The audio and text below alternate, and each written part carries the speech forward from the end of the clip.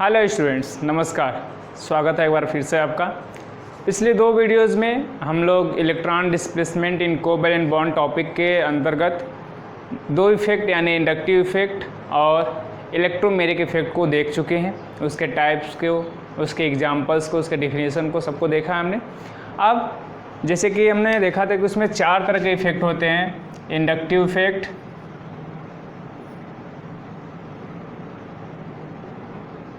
दूसरा electromeric effect, तीसरा resonance या mesomeric effect,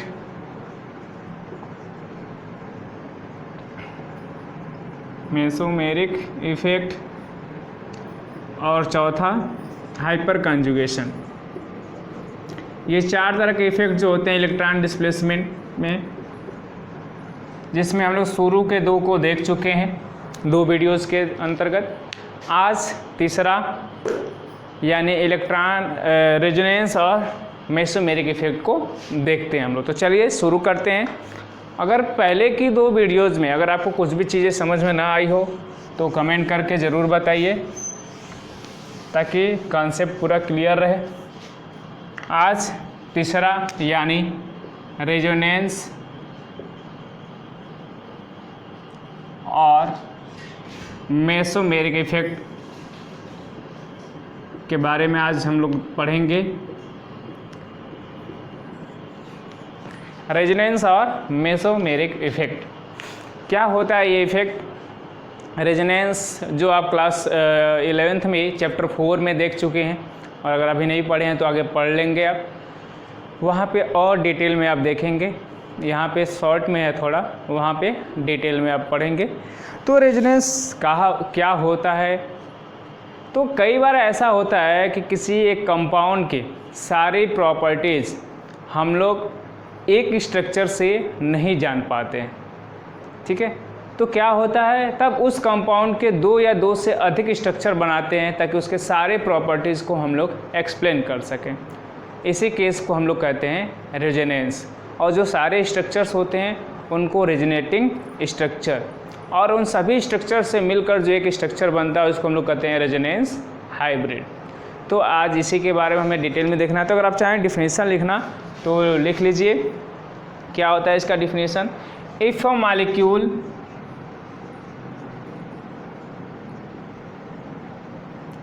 molecule can be assigned to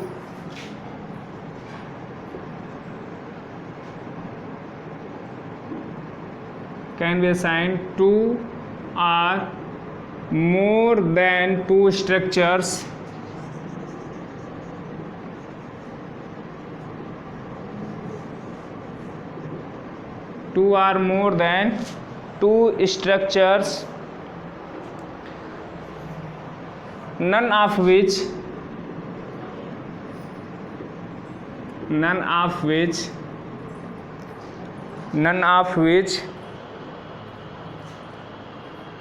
is capable of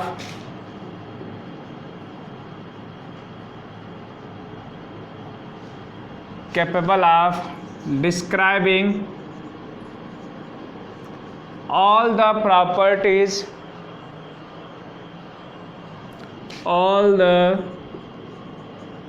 known properties of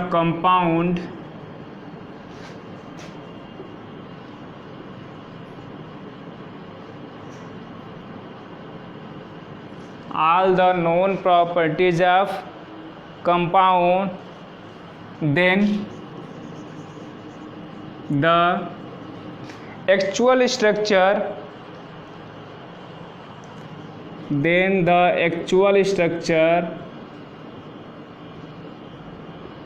is intermediate or resonance hybrid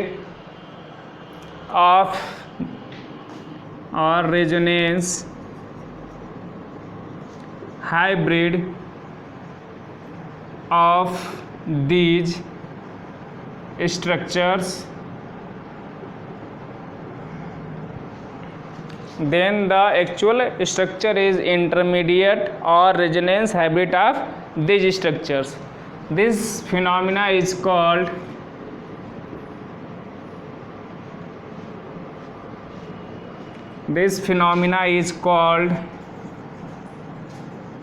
resonance or mesomeric effect. This phenomena is called resonance or mesomeric effect. और जो अलग अलग तरह के इसके structure बनाए जा रहे हैं उनको हम लोग कहते हैं resonating structures. The various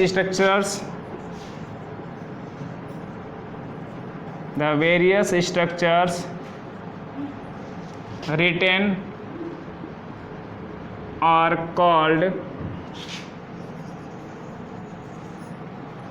called resonating structure. ठीक है, तो अभी हमने जो डिफिनेशन बताया आपको वही यहाँ पे लिखा हुआ है, फिर से एक बार समझ लीजिए इसको. If a molecule can be assigned 2 or more than 2 structure none of which is capable of describing all the known property of compound, then the actual structure is intermediate or resonance hybrid of this structure. This phenomena is called resonance. कह रहा है कि जब किसी एक compound के 2 या 2 से अधिक स्ट्रक्चर बनाए जा सकें लेकिन उनमें से कोई भी एक उस कंपाउंड की सारी प्रॉपर्टीज़ को एक्सप्लेन ना कर सके, इसी फिनोमेना को हम लोग कहते हैं रेजोनेंस. तब जो उसका एक्चुअल कंपाउंड जो होता है, स्ट्रक्चर जो होता है, वो इन सभी स्ट्रक्चर्स का इंटरमीडिएट या फिर कहें तो रेजोनेंस हाइब्रिड होता है. जैसे कि अगर एग्जांपल लें, बेंजीन की बात करें, बेंजीन में कभी आप ऐसे देखते हैं स्ट्रक्चर, कभी ऐसे देखते हैं.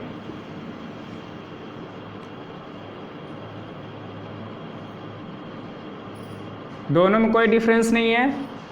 इन दोनों को हम लोग कहते हैं रेजोनेटिंग स्ट्रक्चर. कोई एक बेंजीन के सारी प्रॉपर्टीज़ को एक्सप्लेन नहीं कर सकता है, तो जो एक्सप्लेन कर सकता है वो स्ट्रक्चर ये होता है.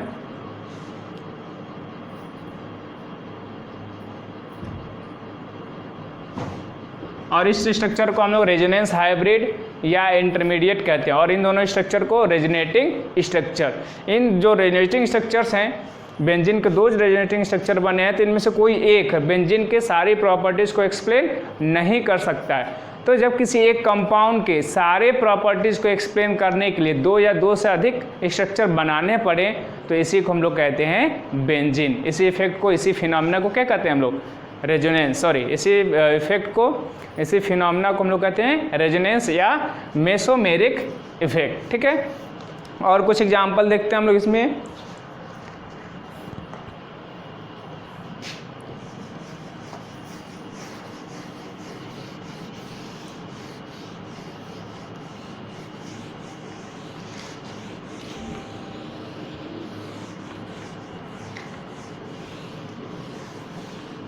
जैसे अगर हम लोग कार्बन डाइऑक्साइड की बात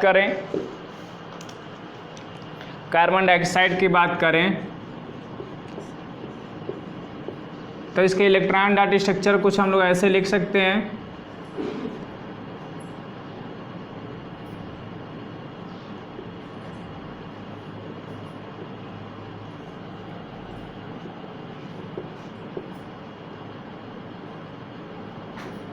ये जिसमें सारे इसके वैलेंस इलेक्ट्रॉन को हम लोग रिप्रेजेंट कर चुके हैं.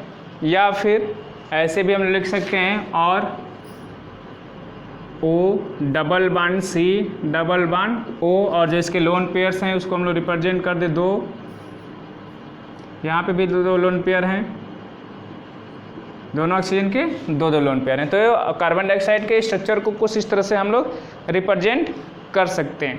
अब यहाँ पे एक पॉसिबिलिटी ये बनती है कि क्या करें हम लोग, यहाँ पे जो डबल बॉन्ड है उसको, ऑक्सीजन जो है मोर इलेक्ट्रोनेगेटिव है देन कार्बन, तो क्या करें, शेयरिंग पेयर के इलेक्ट्रॉन को उसको दे दें. ठीक है, शेयरिंग पेयर के इलेक्ट्रॉन को उसको ट्रांसफ़र कर दें.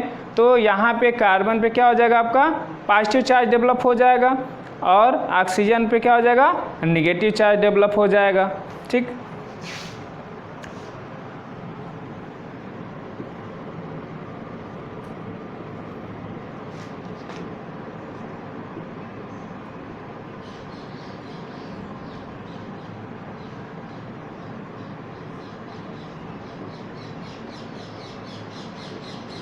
इस पे माइनस चार्ज आ जाएगा और यहाँ पे प्लस चार्ज आ जाएगा। एक जो पाई बांड है हमारा वो ब्रेक हो जाएगा, ठीक है। तो पाई बांड ब्रेक होने की वजह से इस पे क्या हो गया, ऑक्सीजन पे नेगेटिव चार्ज और कार्बन पे पॉजिटिव चार्ज होगा। तो साइमल्टेनियसली क्या करे, ये ऑक्सीजन अपने लोन पेयर को इसको दे दे, जो इसके पास लोन पेयर है वो इसको दे दे, तब क्या हो जाएगा, तब इस ऑक्सीजन पे पॉजिटिव चार्ज आ जाएगा और इन दोनों के बीच में एक ट्रिपल बॉन्ड का फॉर्मेशन हो जाएगा।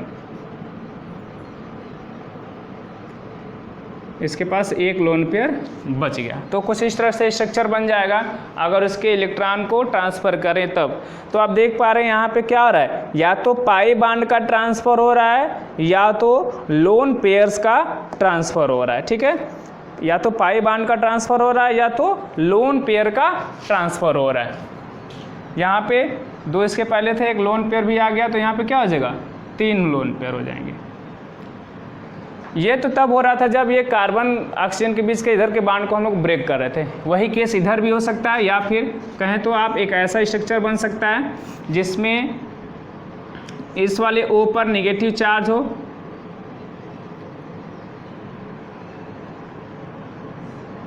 और इधर वाले पे पॉजिटिव चार्ज हो,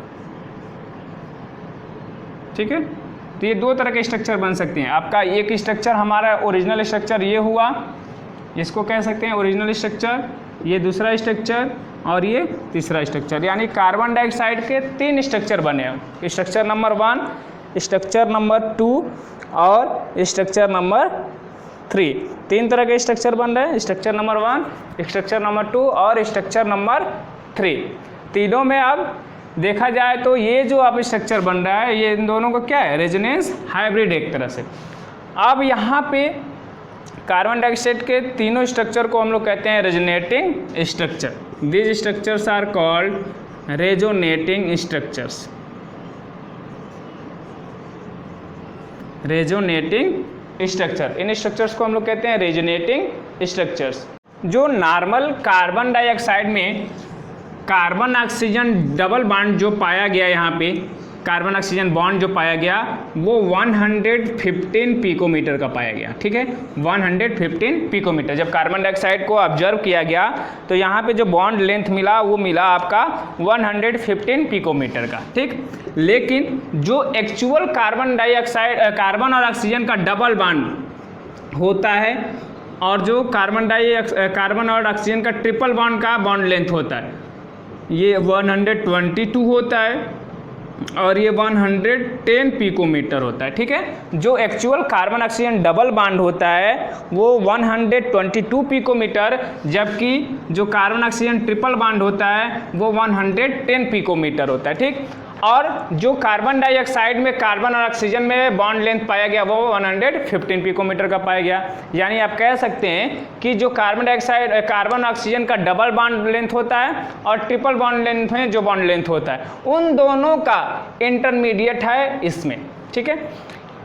110 होता है ट्रिपल बॉन्ड के लिए और 122 होता है डबल बॉन्ड के लिए, लेकिन मिल कितना आ रहा है 115। तो हम लोग कह सकते हैं कि जो कार्बन डाइऑक्साइड में कार्बन ऑक्सीजन बॉन्ड लेंथ होता है वो इन बिटवीन होता है double bond and triple bond. तो डबल बॉन्ड और ट्रिपल बॉन्ड के बीच में क्या होता है भाई, तो वही कभी वहाँ पे डबल बॉन्ड बन जाता है तो कभी ट्रिपल बॉन्ड बन जाता है। तो इसीलिए इन तीनों स्ट्रक्चर को, स्ट्रक्चर नंबर 1, स्ट्रक्चर नंबर 2 और स्ट्रक्चर नंबर 3 को हम लोग कहते हैं resonating structures of carbon dioxide. यानी इन तीनों स्ट्रक्चर को मिलाकर जो हमारा कार्बन डाइऑक्साइड स्ट्रक्चर होता है, जिसको आप लोग ऐसे ड्रा करते हैं, ये जो स्ट्रक्चर होता है वो रेजोनेंस हाइब्रिड होता है। किसका, इन तीनों स्ट्रक्चर्स का। क्यों, क्योंकि जो एक्सपेरिमेंटली हमारा कार्बन डाइऑक्साइड में कार्बन और ऑक्सीजन का डबल बॉन्ड लेंथ होता है वो 122 होता है और carbon oxygen triple bond length होता है 110 होता है। लेकिन इन केस ऑफ कार्बन डाइऑक्साइड जो बॉन्ड लेंथ पाया गया वो कितना पाएगा 115, जो इन दोनों के बीच में, यानी ऐसा है कि बॉन्ड लेंथ पाया गया जो इन दोनों के बीचों बीच में, यानी ना डबल बॉन्ड ना ट्रिपल बॉन्ड, तो वो कभी डबल बॉन्ड हुआ कभी ट्रिपल बॉन्ड हुआ। तो इस तरह से इसको ड्रा किया जाता है। इसीलिए कुछ इस तरह से ड्रॉ किया जाता है, जो रिप्रेजेंट करता है कि यहाँ पे जो पाई बॉन्ड है, पाई इलेक्ट्रॉन्स हैं वो डीलोकलाइज्ड हो रहे हैं, कभी इन दोनों के बीच में तो कभी इन दोनों के बीच में। ठीक है, अब चलिए कुछ और एग्जांपल देखते हैं। जैसे बेंजीन को केस ले लें हम लोग। इन केस ऑफ बेंजीन,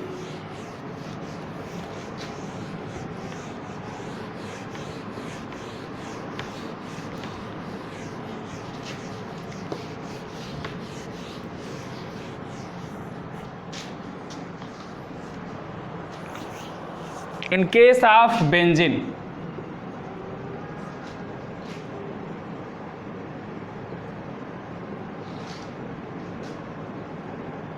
फार्मूला क्या होता है C6H6, कुछ इस तरह से बनता है स्ट्रक्चर।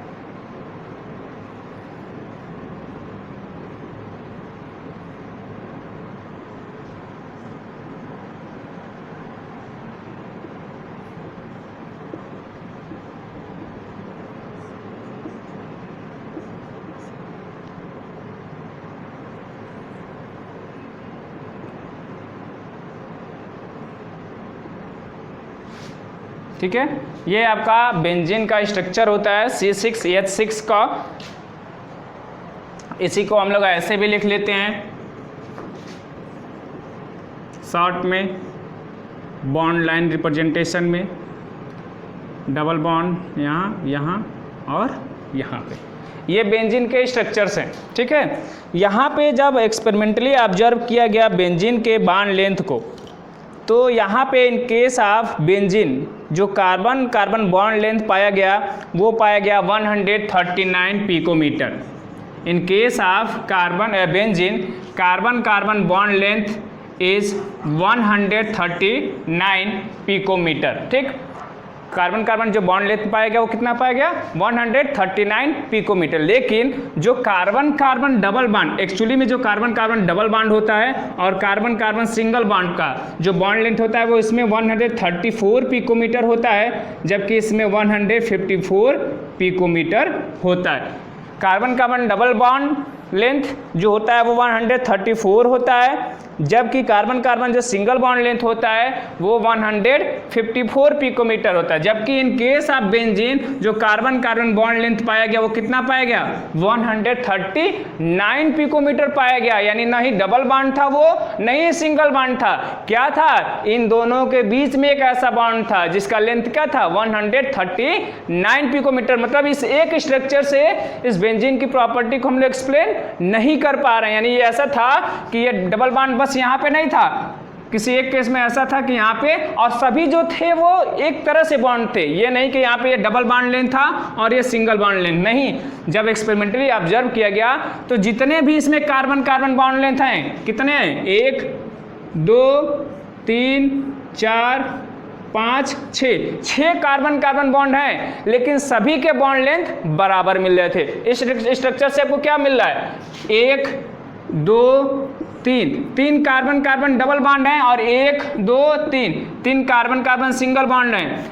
तो हमें 3 ऐसे बॉन्ड लेंथ मिलने चाहिए थे और 3 ऐसे, लेकिन सभी क्या मिल रहे थे, सभी एक बराबर 139 पिकोमीटर मिल रहे थे। यानी ना कोई डबल बॉन्ड था यहाँ पे, ना कोई यहाँ पे सिंगल बॉन्ड था, सभी क्या थे, इन दोनों के इंटरमीडिएट थे, यानी in between single bond and double bond सारे बॉन्ड लेंथ पाए गए। ठीक है, अब इससे ये क्लियर होता है कि बेंजीन को हम लोग 2 तरह से ड्रा कर सकते हैं। कैसे,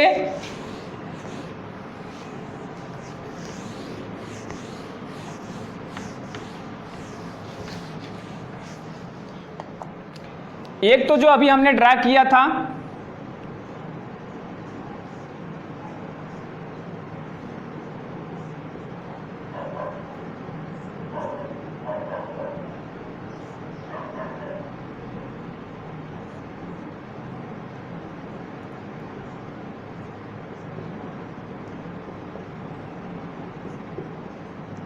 एक, ये दूसरा है।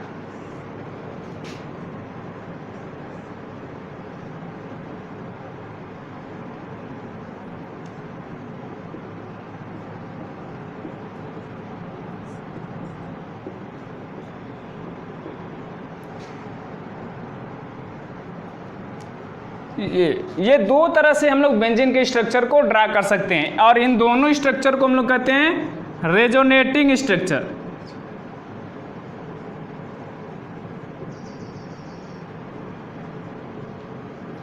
और यहाँ पे क्या देख रहे हैं आप, अगर हम लोग सबको नंबरिंग कर दें, कार्बन को carbon 1, carbon 2, carbon 3, carbon 4, carbon 5, carbon 6, यहाँ भी उसी तरह से 1 2 3 4 5 6, तो यहाँ पे आप ऑब्जर्व करेंगे कि यहाँ पे कार्बन 1 कार्बन 2 के बीच सिंगल बॉन्ड है, जबकि यहाँ पे कार्बन और कार्बन 2 के बीच डबल बॉन्ड है। यहाँ पे कार्बन 2 कार्बन 3 के बीच में डबल बॉन्ड है और यहाँ पे सिंगल बॉन्ड है। इसी तरह से सभी केस में हो रहा है, जिसमें यहाँ पे डबल बॉन्ड है वहाँ पे उसमें सिंगल बॉन्ड है, तो यहाँ पे अल्टरनेट हो रहा है। और जब इन्हीं को कंबाइन करके एक स्ट्रक्चर बनाया जाता है, जो कि हमारा एक्सपेरिमेंटली पाया गया,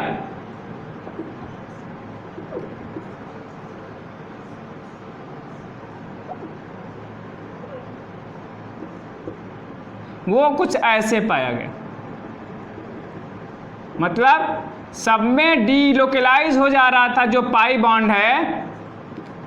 यहाँ पे पाई बॉन्ड क्या हो रहा था, कभी कार्बन 1 कार्बन 2 के बीच में और कभी कार्बन नंबर 2 और कार्बन नंबर 3 के बीच में हो रहा था। तो जो इन दोनों को मिलाकर एक इंटरमीडिएट स्ट्रक्चर बनाया गया, जिसको रेजोनेंस हाइब्रिड स्ट्रक्चर बनाया गया कहते हैं, वो क्या था, उसमें पाई बॉन्ड जो था, पाई इलेक्ट्रॉन थे, वो क्या हो जा रहे हैं, डीलोकेलाइज हो जा रहे हैं। यहाँ पे जब भी इलेक्ट्रॉन जो डीलोकेलाइज होता है वो पाई इलेक्ट्रॉन होता है। इंडक्टिव इफेक्ट में सिग्मा इलेक्ट्रॉन हो रहा था, इलेक्ट्रोमैग्नेटिक इफेक्ट में पाई इलेक्ट्रॉन हो रहा था, और इसमें भी जो होता है आपका वो पाई इलेक्ट्रॉन ही डीलोकेलाइज होता है। इलेक्ट्रॉन का जो डिस्प्लेसमेंट होता है वो पाई इलेक्ट्रॉन का ही डिस्प्लेसमेंट होता है। ठीक है, अगर और भी आप कुछ एग्जांपल देखना चाहें तो जैसे कि आप देख सकते हैं एसीटेट आयन का, CH3COO माइनस आयन का। ठीक है,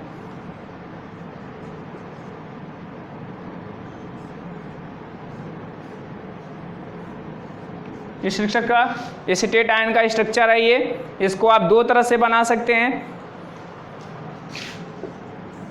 एक बार डबल बॉन्ड इन दोनों के बीच में है तो दूसरी बार यहाँ पे इन दोनों के बीच में हो सकता है। इसमें आपका सिंगल बॉन्ड हो गया और यहाँ पे आपका डबल बॉन्ड, क्योंकि ये जो इलेक्ट्रॉन थे वो यहाँ पे ट्रांसफ़र हो गए, ये अपना इलेक्ट्रॉन यहाँ दे दिया और यहाँ पे ये ट्रांसफ़र हो गया, जिसकी वजह से इसका सिंगल बॉन्ड जो था वो ब्रेक हो गया और यहाँ पे डबल बॉन्ड हो गया। तो ये दोनों जो स्ट्रक्चर हैं वो रेजोनेटिंग स्ट्रक्चर हैं, किसके, एसीटेट आयन के। तो इनका जो रेजोनेंस हाइब्रिड बनेगा वो कैसे बनेगा, CH3COO और इन दोनों के बीच में ऐसे डैश डैश डैश, और जो पाई माइनस चार्ज है वो ऐसे डीलोकेलाइज हो गया दोनों पे। ठीक है, तो ये कुछ एग्जाम्पल हैं जिससे हम लोग बेंजीन का एग्जाम्पल देखे, कार्बन डाइऑक्साइड का एग्जाम्पल देखे, एसीटेट आयन का एग्जाम्पल देखे। तो इस तरह से हम लोग कई और भी कंपाउंड्स के स्ट्रक्चर आसानी से ड्रा कर सकते हैं, रेजोनेटिंग स्ट्रक्चर्स। तो अब चलिए देखते हैं कि रूल्स क्या है, कैसे हम लोग किसी कंपाउंड के रेजोनेटिंग स्ट्रक्चर ड्रा कर सकते हैं, उसके लिए क्या क्या रूल है। Rules for drawing resonating structure are rules for writing resonating structures.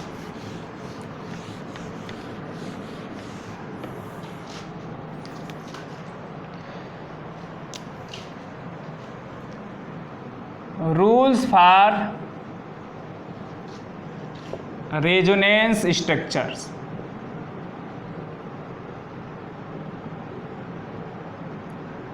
क्या रूल्स हैं जिसके थ्रू हम लोग रेजोनेंस स्ट्रक्चर को ड्रा कर सकते हैं। कुछ रूल्स हैं जिसके थ्रू हम लोग रेजोनेंट स्ट्रक्चर ड्रा कर सकते हैं, वो मेनली जो है आप कह सकते हैं 3-4 रूल हैं। पहला ये कि सभी रेजोनेंसिंग स्ट्रक्चर्स में जो न्यूक्लियस का पोजीशन है, न्यूक्लियाई ऑफ द एटम है, वो वेरी नहीं होना चाहिए, सब में सेम पोजीशन होना चाहिए न्यूक्लियाई का। दूसरा, सब में एक तरह से कह सकते हैं तो नंबर ऑफ जो अनपेयर्ड इलेक्ट्रॉन हो वो सेम होना चाहिए। तीसरा, सबकी एनर्जी लगभग सेम होनी चाहिए। चौथी, सभी एटम के ऑक्टेट, हाइड्रोजन को छोड़कर, हाइड्रोजन जो है वो डुप्लेट पे ही स्टेबल हो जाता है, यानी सभी एटम के ऑक्टेट कंप्लीट होना चाहिए। यानी कुछ 4 रूल्स हैं, तो आप उनको चाहें तो लिख सकते हैं। पहला, the resonance structure should have same position of nuclei.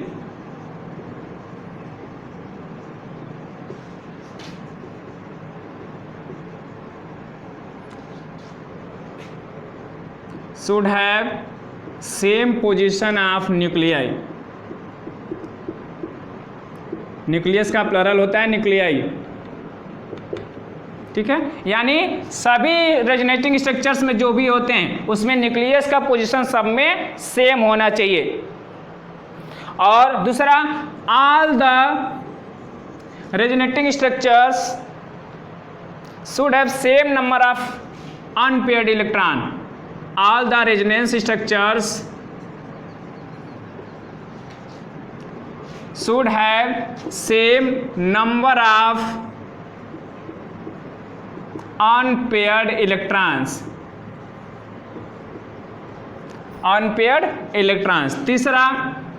तीसरा भी हमने बताया क्या चीज कि सबकी एनर्जी लगभग क्या होनी चाहिए, सेम होनी चाहिए।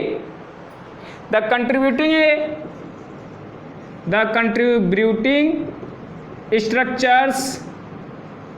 contributing structures should have same energy।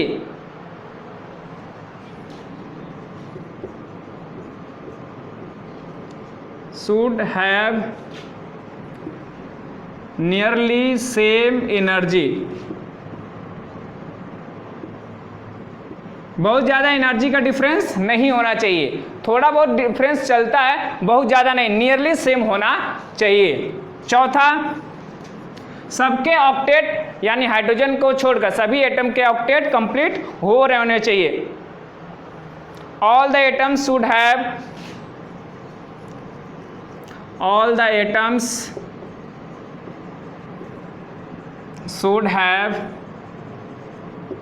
Octet of electrons, bracket में लिखिए, एक्सेप्ट हाइड्रोजन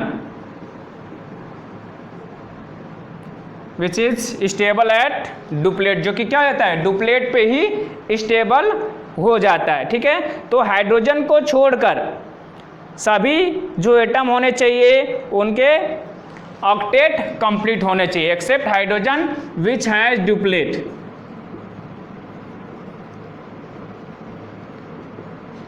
ये 4 रूल हैं जिनसे हम लोग रेजोनेंस स्ट्रक्चर को ड्रा कर सकते हैं। पहला, the resonance structure should have same position of nuclei, यानी सभी रेजोनेंस स्ट्रक्चर में जो न्यूक्लियस का पोजीशन होगा वो सेम होना चाहिए। दूसरा, all the resonance structure should have same number of unpaired electrons, यानी सब में number of unpaired electrons same होने चाहिए। तीसरा, the contributing structure should have nearly same energy, जिन स्ट्रक्चर्स को मिलाकर रेजोनेंस हाइब्रिड स्ट्रक्चर बन रहा है उनकी एनर्जी नियरली सेम होनी चाहिए। चौथी, all the atoms should have octet of electrons, उसमें जितने भी एटम्स इन्वॉल्व हो रहे हैं उनके ऑक्टेट कंप्लीट होने चाहिए, उनका ऑक्टेट जो है वो वायलेट नहीं होना चाहिए, ऑक्टेट रूल ब्रेक नहीं होना चाहिए, एक्सेप्ट हाइड्रोजन जो कि डुप्लेट पे ही कंप्लीट हो जाता है। अब इसके बाद रूल्स के बाद हम लोग क्या देखते हैं कि जो रेजोनेंस स्ट्रक्चर्स होते हैं उनका कंट्रीब्यूशन इसमें कैसे होता है। तो चलिए अब देखते हैं। ये टॉपिक, ये जो इफेक्ट है वो थोड़ा सा लेंदी है बाकी तीनों इफेक्ट से, तो ये थोड़ा सा लेंदी होगा ही, और इसको एक वीडियो में जब देखेंगे तो ही ज़्यादा सही होगा।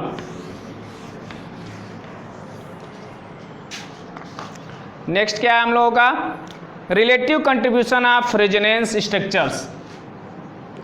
Relative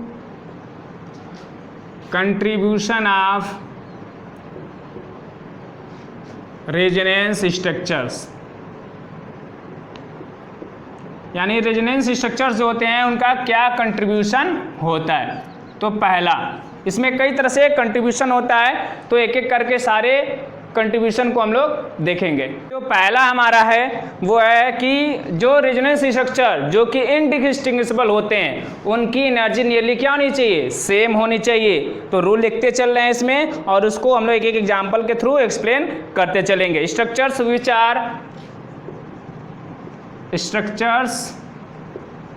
are indistinguishable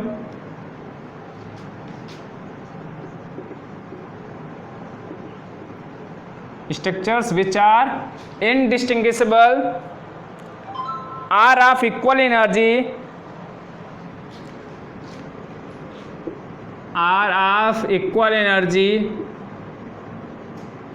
and hence contribute equally and hence contribute equally towards resonance hybrid.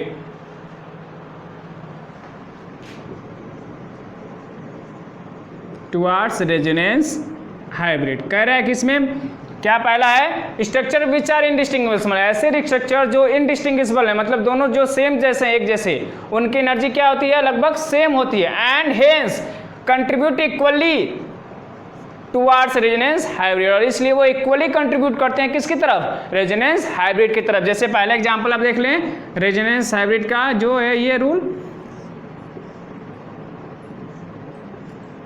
ये दोनों स्ट्रक्चर जो हैं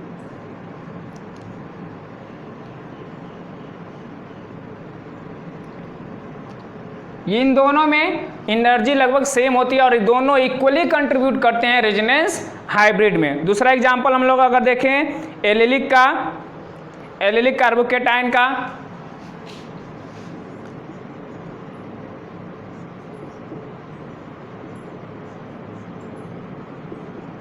ठीक है, ये एलिलिक कार्बोकेटाइन है। अगर इसमें भी हम लोग देखें तो इसका जो दूसरा रेजोनेटिंग स्ट्रक्चर होगा ये क्या होगा, पाई इलेक्ट्रॉन यहाँ पे आ जाए तो ये जो पॉजिटिव चार्ज था वो न्यूट्रलाइज हो जाएगा, लेकिन अब इस पे पॉजिटिव चार्ज डेवलप हो जाएगा, ये हो जाएगा आपका डबल बॉन्ड, और यहाँ पे आ गया सिंगल बॉन्ड और इस पे हो गया पॉजिटिव चार्ज।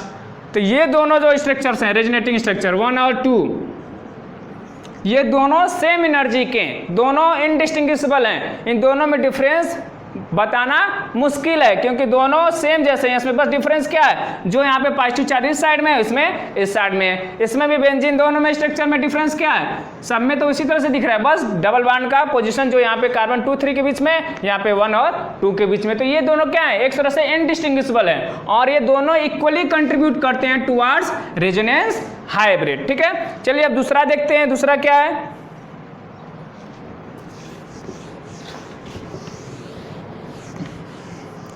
Case number 2। दूसरा क्या हमारा, structures which more number of covalent bonds contribute more towards resonance hybrid. Structures which have more number of covalent bonds, more number of covalent bonds contribute more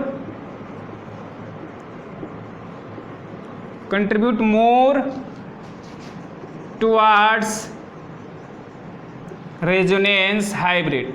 क्या कह रहा है ये कि ऐसा स्ट्रक्चर जिसमें कोवैलेंट बॉन्ड ज्यादा हो वो रेजोनेंस हाइब्रिड में ज्यादा कंट्रीब्यूट करेगा।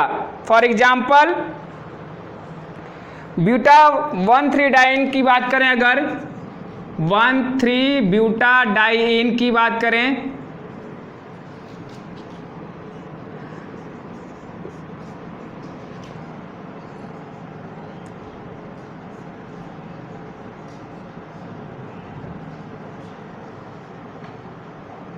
वन 3-ब्यूटाडाइन है ये आपका, ये इसको स्ट्रक्चर 1 अगर बना दें और इसके बाद इसके बॉन्ड को ब्रेक करें, यहां से जो पाई इलेक्ट्रॉन था वो ट्रांसफर कर दिए,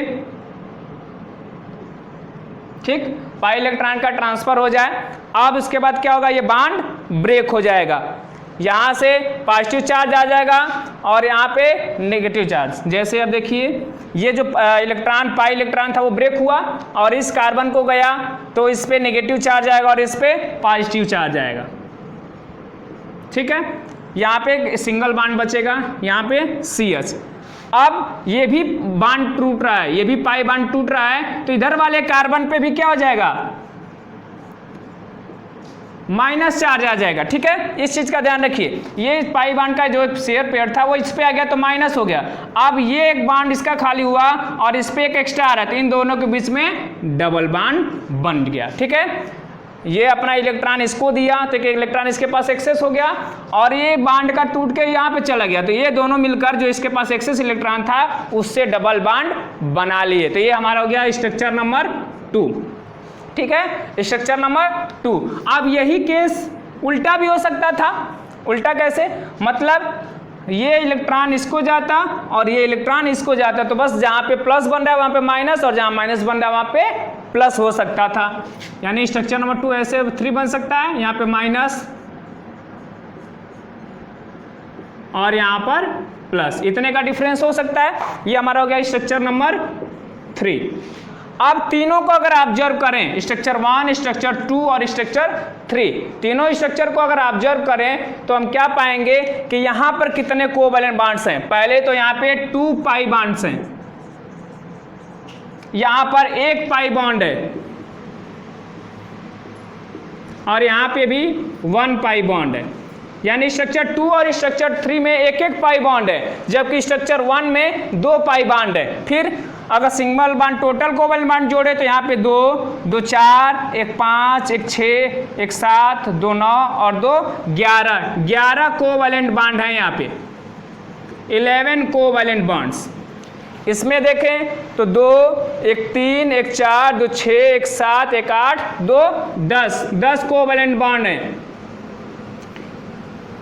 और वही केस यहाँ पे भी 10 कोवैलेंट बॉन्ड है। यानी इन तीनों स्ट्रक्चर को देखें तो सबसे ज्यादा कोवैलेंट बॉन्ड किसमें है? स्ट्रक्चर नंबर 1 में। तो इस रूल के अकॉर्डिंग स्ट्रक्चर विच है मोर number of covalent bond contribute more towards resonance hybrid. यानी इन तीनों स्ट्रक्चर में कौन रेजोनेंस हाइब्रिड की तरफ ज्यादा कंट्रीब्यूट करेगा? तो स्ट्रक्चर 1, क्योंकि इसके पास नंबर ऑफ कोवैलेंट बॉन्ड्स ज्यादा है। ठीक है, अब इसके बाद थर्ड 2 हो गया।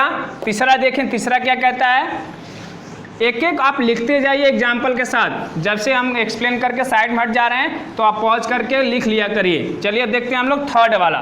थर्ड में क्या कहता है? कौन सा स्ट्रक्चर जो होगा वो रेजोनेंस हाइब्रिड में ज़्यादा कंट्रीब्यूट करेगा। दूसरा देखा आपने, पहला देखा आपने, अब तीसरा क्या कहता है कि जो रेजोनेंस स्ट्रक्चर में, अगर किसी रेजोनेंस स्ट्रक्चर में इलेक्ट्रोनेगेटिव एटम पे माइनस चार्ज हो और इलेक्ट्रोपॉजिटिव एटम पे पॉजिटिव चार्ज हो तो वो जो होगा लो एनर्जी का होगा, और लो एनर्जी वाला ही जो होगा वो रेजोनेंस हाइब्रिड में ज़्यादा कंट्रीब्यूट करेगा। ठीक है, तो इसको आप लिख सकते हैं the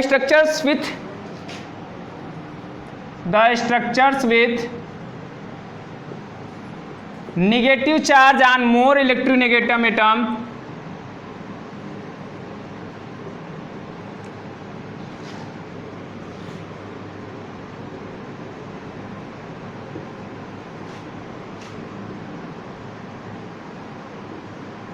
more electronegative atom and positive charge on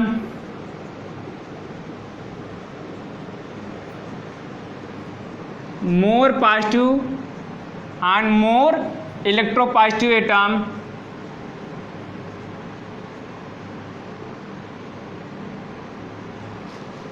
the structure with negative charge and more electronegative atom and positive charge and more electropositive atom will have lower energy and hence जो लो एनर्जी का होगा वो ज़्यादा stable होगा। जो ज़्यादा stable होगा वही क्या करेगा? रेजोनेंस हाइब्रिड में ज़्यादा कंट्रीब्यूट करेगा। And hence contribute more towards resonance hybrid.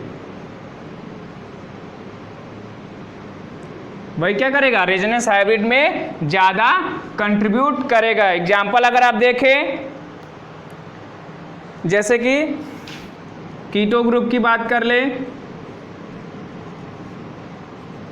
ठीक है, कीटो ग्रुप की बात कर लिए तो यहाँ पे ऑक्सीजन के पास 2 लोन पेयर हैं। ये क्या किया? इलेक्ट्रॉन को यहाँ पे ट्रांसफर कर दिया, अपने पाई बॉन्ड जो हुआ वो ब्रेक होकर ऑक्सीजन के पास चला गया। ठीक है, तो क्या होगा जब पाई बॉन्ड ब्रेक हुआ? तो इस पे माइनस चार्ज आ जाएगा, कार्बन पे पॉजिटिव चार्ज आ जाएगा और ऑक्सीजन पे नेगेटिव चार्ज। अब इसके पास 3 लोन पेयर हो जाएंगे क्योंकि ये भी पाई बॉन्ड वाले इलेक्ट्रॉन के चले गए। या फिर ऐसा भी हो सकता था कि पाई बॉन्ड का इलेक्ट्रॉन कार्बन पे आ जाए, तब क्या होगा? तब कार्बन पे नेगेटिव चार्ज आ जाएगा और ऑक्सीजन पे पॉजिटिव चार्ज आ जाएगा। ये हमारा स्ट्रक्चर नंबर 1, ये स्ट्रक्चर नंबर 2 और स्ट्रक्चर नंबर 3। तीनों स्ट्रक्चर को अगर आप देखें तो जो रूल कहता है कि इलेक्ट्रोपॉजिटिव एटम पे पॉजिटिव चार्ज होना चाहिए और इलेक्ट्रोनेगेटिव एटम पे नेगेटिव चार्ज होना चाहिए, तो वो लो एनर्जी का होगा और जो लो एनर्जी का होगा वही रेजोनेंस हाइब्रिड में कंट्रीब्यूट ज़्यादा करेगा। यानी स्ट्रक्चर नंबर जो 2 है वहाँ पे कार्बन जो एक तरह से इलेक्ट्रोपॉजिटिव है और ऑक्सीजन जो है वो मोर इलेक्ट्रोनेगेटिव एटम है इसके कंपेयर में, तो यहाँ पे पॉजिटिव चार्ज और इस पर ये नेगेटिव चार्ज, यानी वो इस रूल को सेटिस्फाई करता है। तो आप कह सकते हैं in this case structure number 2 will contribute more towards resonance hybrid. ठीक है, ये जो करेगा वो रेजोनेंस हाइब्रिड की तरफ ज्यादा कंट्रीब्यूट करेगा। पॉज करके लिखिए, आप जल्दी लिख लिया आपने, तो अब चलिए देखते हैं हम लोग फोर्थ इसका। इसमें 4 क्या कहता है, 3 हम लोग रूल देख चुके, अब 4th रूल देखते हैं।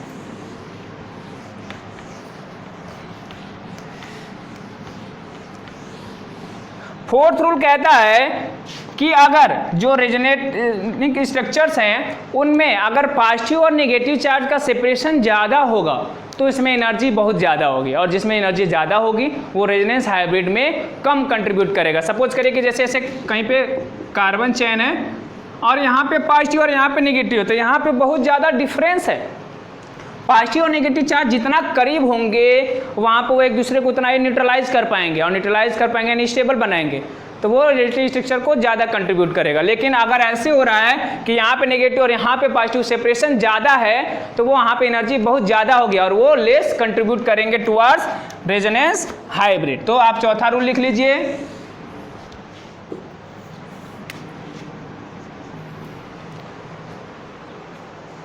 structures which involve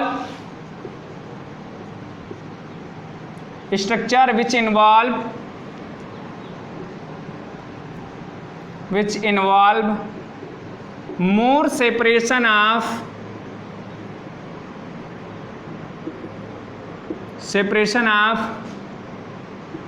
positive and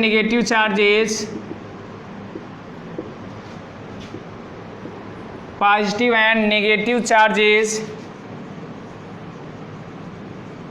will have more energy and hence contribute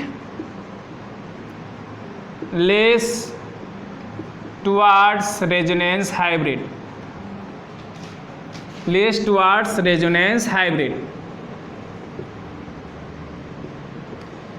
ऐसे स्ट्रक्चर जिसमें सेपरेशन ऑफ पॉजिटिव चार्ज बहुत ज़्यादा हो, जैसे कि एग्जांपल के लिए अगर हम बात करें 1,3-ब्यूटाडाइन को ही देख लें जो अभी हमने देखा था, ये हमारा स्ट्रक्चर नंबर 1 हो गया। इसमें हम लोग यहाँ पे पाई बॉन्ड को ऐसे ब्रेक कर दिए तो यहाँ पे आपका पॉजिटिव चार्ज आ गया, इन दोनों के बीच में डबल बॉन्ड और यहाँ पर नेगेटिव चार्ज, या फिर इसी का उल्टा हो गया दूसरे केस में, यहाँ पे CH2 माइनस हो गया और यहाँ के CH2 पे प्लस हो गया। तो इन तीनों स्ट्रक्चर को आप अगर देखें, रेजोनेंस स्ट्रक्चर नंबर 1, 2 और 3, तीनों में यहाँ पे पॉजिटिव और नेगेटिव चार्ज का सेपरेशन बहुत ज़्यादा है, यानी इन दोनों की एनर्जी जो होगी वो काफ़ी ज़्यादा होगी इसके कंपेयर में, यानी ये जो हमारे स्ट्रक्चर नंबर 1 है वो ज़्यादा कंट्रीब्यूट करेगा टुवार्ड्स रेजोनेंस हाइब्रिड। अब इसको आप पॉज करके लिखिए अपने तो हम इसको इरेज करते हैं और लोग चलते हैं 5th पे। 1-2 और रूल होंगे इसमें कुछ।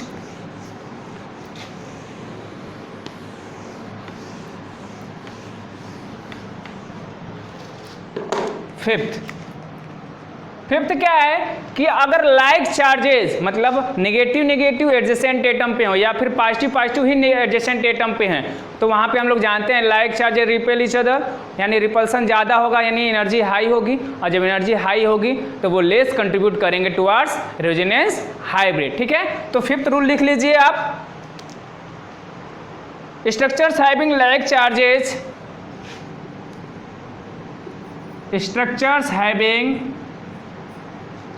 Like charges, on adjacent atom have high energy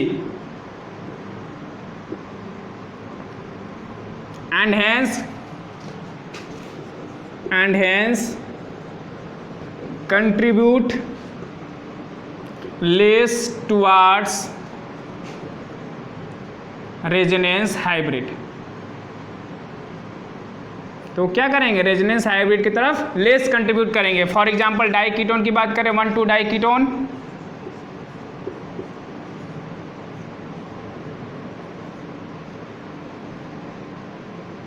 ये इसके कुछ लोन पेयर्स हैं।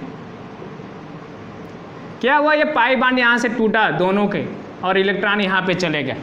ये स्ट्रक्चर 1 है, यहाँ पे रेजोनेटिंग स्ट्रक्चर बना 2। पाई बॉन्ड टूट रहा है, इलेक्ट्रॉन इधर की ओर जा रहा है। जब इलेक्ट्रॉन इधर चला जाए तो इस पे पॉजिटिव चार्ज आ जाएगा और इस पे नेगेटिव चार्ज आ जाएगा। और इसके पास जहाँ अभी तक 2 लोन पेयर थे, अब कितने लोन पेयर हो जाएंगे, 3 लोन पेयर हो जाएंगे और माइनस चार्ज भी आ जाएगा।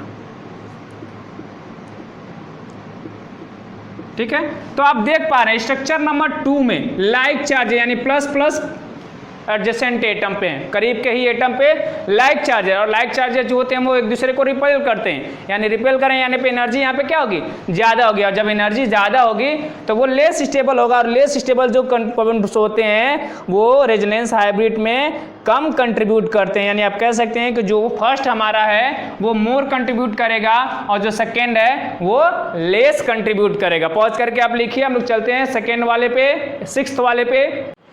6th क्या है देखते हैं आप।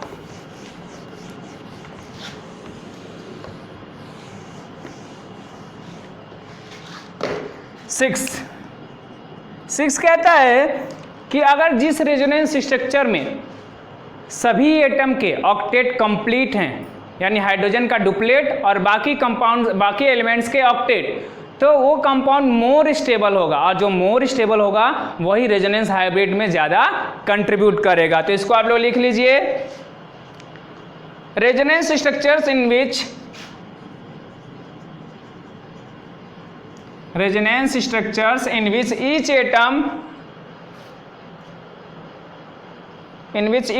each atom has complete octet of electron, in which each atom has complete octet of electrons। ऐसे रेजोनेंट स्ट्रक्चर्स जिनमें सभी एटम का ऑक्टेट जो होगा वो कंप्लीट होगा, वो ज़्यादा स्टेबल होगा, are more stable and hence contribute more towards resonance hybrid, more towards resonance hybrid. For example देखें, अगर एक कीटोन ले लें, अगर RC डबल बॉन्ड O, ठीक है, RC डबल बॉन्ड O, अगर यहाँ पे मान लीजिए पॉजिटिव चार्ज है और इस पे 2 ये नेगेटिव चार्ज, ठीक है, नहीं अभी इस पे नेगेटिव नहीं होगा, ये इस पे 2 लोन पेयर, ये हमारा स्ट्रक्चर नंबर 1 हो गया। ठीक, दूसरा केस में ये क्या होगा कि ये अपना एक लोन पेयर यहाँ पे ट्रांसफ़र कर दे,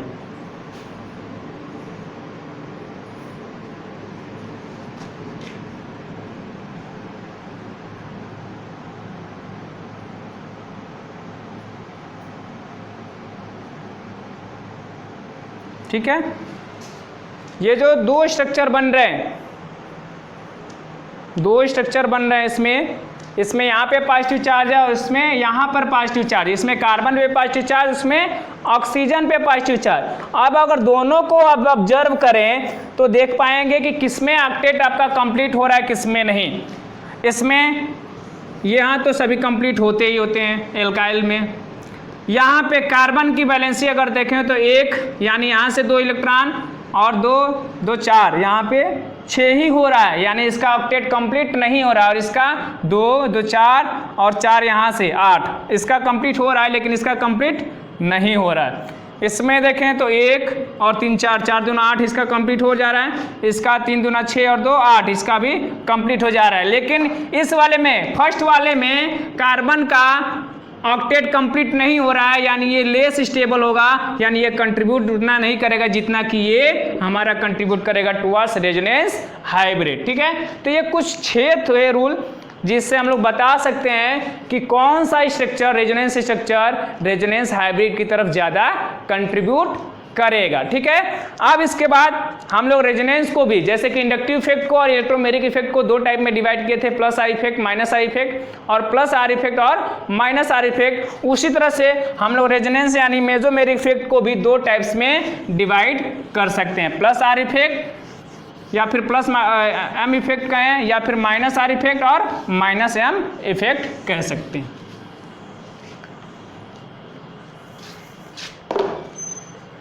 टाइप्स ऑफ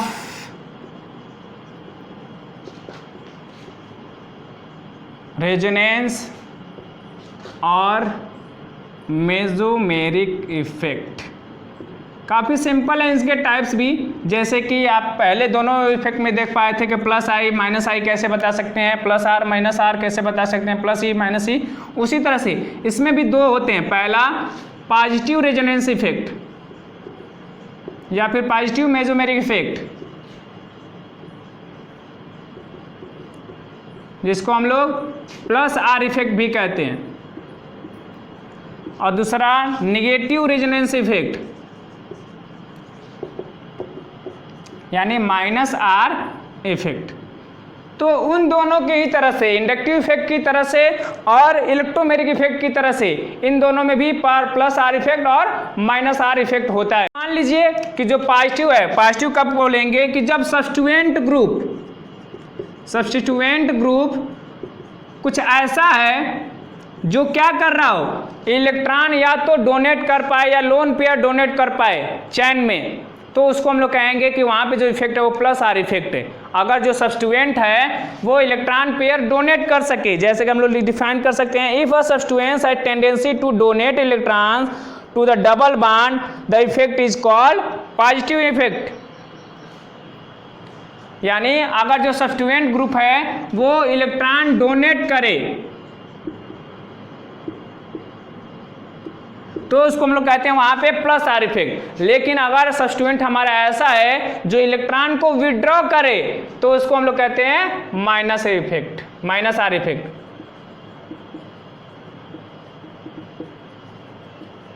जैसे मान लीजिए अगर OH ग्रुप है तो O में जो ऑक्सीजन लोन पेयर होता है वो क्या करेगा, इलेक्ट्रॉन डोनेट कर सकता है। ठीक है, जबकि अगर साइनो ग्रुप है या फिर नाइट्रो ग्रुप है तो ये क्या करते हैं, इलेक्ट्रॉन को विड्रॉ करेंगे, तो ऐसे में माइनस आर इफेक्ट होगा। और अगर OH इलेक्ट्रॉन जैसे हैं, इस तरह से हैं, तो इलेक्ट्रॉन को वो डोनेट करेगा तो वहाँ पे आपका प्लस आर इफेक्ट होगा। तो रेजोनेंस यानी मेसोमेरिक इफेक्ट में बस इतना ही था कि कब हम लोग कैसे डिफाइन कर सकते हैं, कब रेजोनेंस स्ट्रक्चर लिखने के रूल क्या हैं, कौन से स्ट्रक्चर कितना कंट्रीब्यूट करेगा टुवर्ड्स रेजोनेंस हाइब्रिड, ये सभी चीज़ों को हमने देखा। रेजोनेंस स्ट्रक्चर कैसे बना सकते हैं, कौन सा ज़्यादा स्टेबल होगा, किसके लिए क्या रूल होगा, ये सभी हमने डिटेल में देखा। अब थोड़ा सा एक डिफरेंस जो बच जाता है, difference between inductive effect and resonance effect, resonance और मेसोमेरिक इफेक्ट। ठीक है, जैसे कि हम लोग पहले इलेक्ट्रोमेरिक और इंडक्टिव में डिफरेंस किए थे, उसी तरह से यहाँ भी डिफाइन कर सकते हैं हम कि यहाँ पे क्या होता है, डिस्प्लेसमेंट ऑफ सिग्मा इलेक्ट्रॉन्स होता है,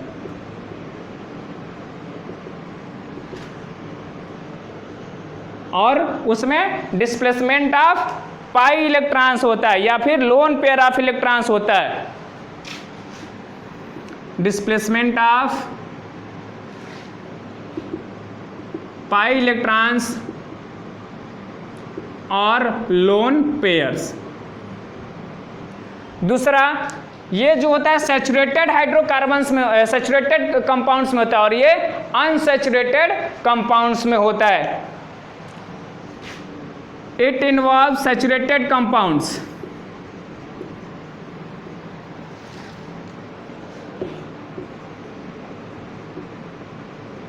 और इसमें क्या होता है, इट इन्वॉल्व्स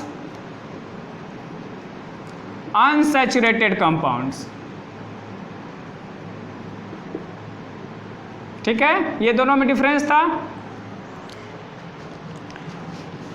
तीसरा क्या डिफरेंस है कि ये जो इफेक्ट होता है वो फोर्थ कार्बन के बाद एक तरह से क्या हो जाता है, निग्लिजिबल होता है, लेकिन उसमें ऐसा कुछ नहीं है।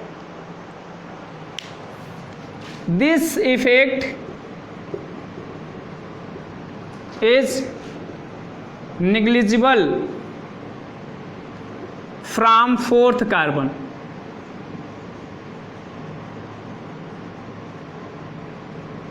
और ये क्या होता है, it is along the whole length of chain.